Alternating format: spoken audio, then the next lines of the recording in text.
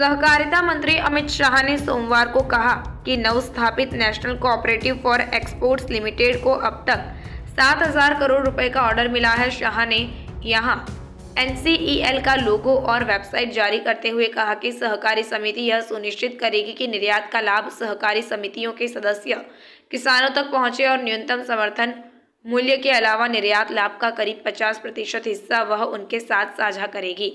मंत्री ने राष्ट्रीय संगोष्ठी को संबोधित करते हुए कहा, वर्तमान में NCEL एक अस्थायी कार्यालय से काम कर रहा है। हम कर्मचारियों की भर्ती कर रहे हैं।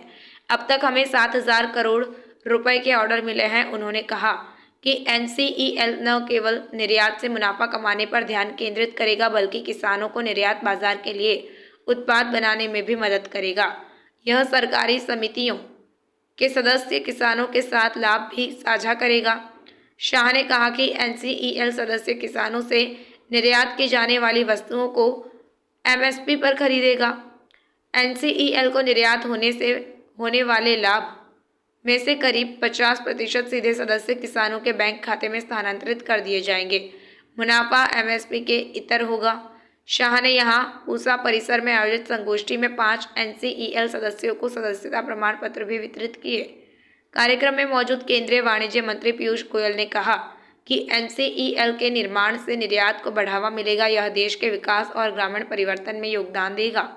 उन्होंने कहा कि सहकारी क्षेत्र निर्यात क्षमता का दोहन कर सकता है क्योंकि वैश्विक स्तर पर भारत पर जोर दिया जा रहा है।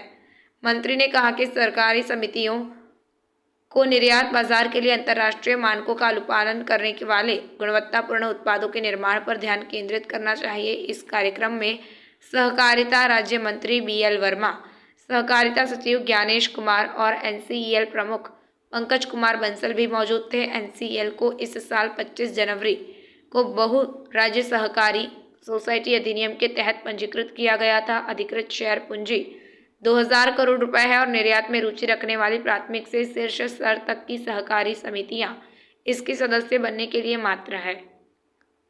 देश में करीब 8 लाख सहकारी समितियां हैं जिसके 29 करोड़ से अधिक सदस्य हैं। एक्सपोर्ट को बढ़ाना है तो खेत लेवल से, खेत के स्तर से, किसान के स्तर से इसका स्वभाव बनाना पड़ेगा। क्रॉप पैटर्न को चेंज करना पड़ेगा।